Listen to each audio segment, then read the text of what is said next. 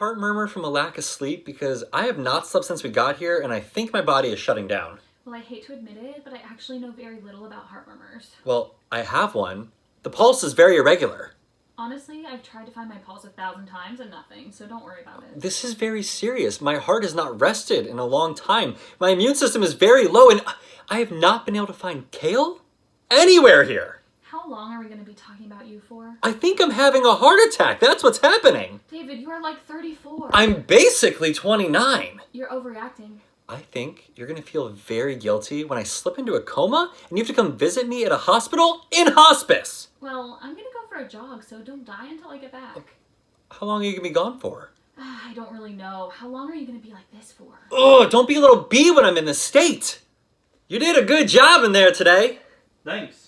My dad says that honesty has a certain sound to it, and lies have a certain sound.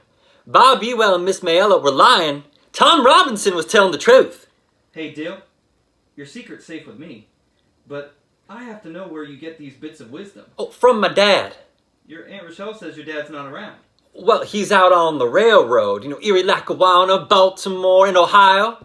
Have you ever met your dad? No, I never met him, but I figure he's got to be out there somewhere. And your mom's not around? Oh, she goes out looking for a new dad. Who looks after you? Well, she locks me in my room for my own safety. Mm-hmm. It was scary at first, at night. Well, it's still scary, I suppose. But I read a lot.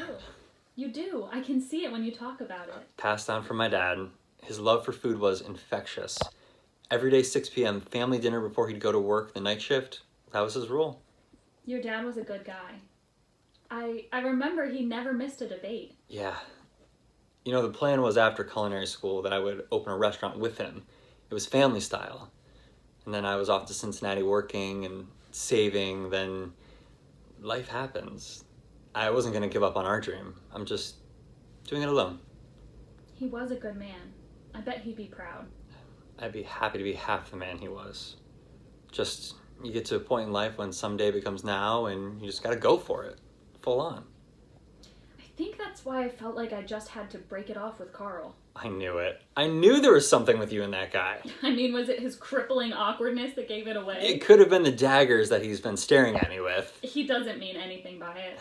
He's a good guy. He's the perfect guy. Perfect job, perfect life. Well, sometimes perfect only exists on the surface. I've been there. My last relationship. Yeah, you can't stay in something just because it makes sense on paper. That's exactly where I was.